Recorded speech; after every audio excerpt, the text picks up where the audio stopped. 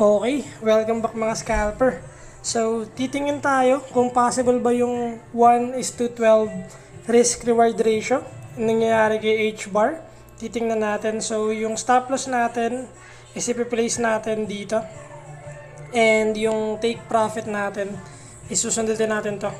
12%. So, let's calculate hanggang dito kung makikita nyo. So, 12%. And yung stop loss natin, 0.88 lang yan. Tingnan natin kung ano yung mangyayari. So, 0.77 lang. Okay, tingnan na lang natin. And yun na nga, lumilipad na yung H-bar. So, nakasundot tayo ng 2%. Explain natin kung ano yung nangyari. So, yun na nga, after niyang mahit yung SL natin, nagkaroon tayo ng invalidation, din sumundot pa rin tayo ng long, and nakakuha tayo ng 2%.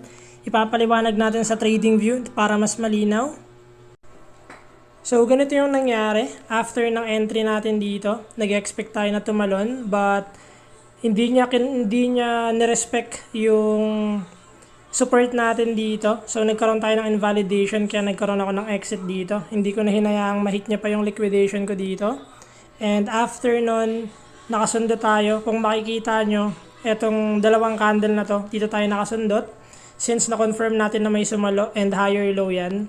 So, yung nangyari, invalidation natin is dito, yung unang enter natin, and yung second na enter is dito, yung invalidation. So, yung nangyayari, if mako-confirm niya yung lower high na to, meaning ito yung invalidation. And if ever na mag-break pa siya dito sa pinaka-high na to, so possible continuation to ng trend.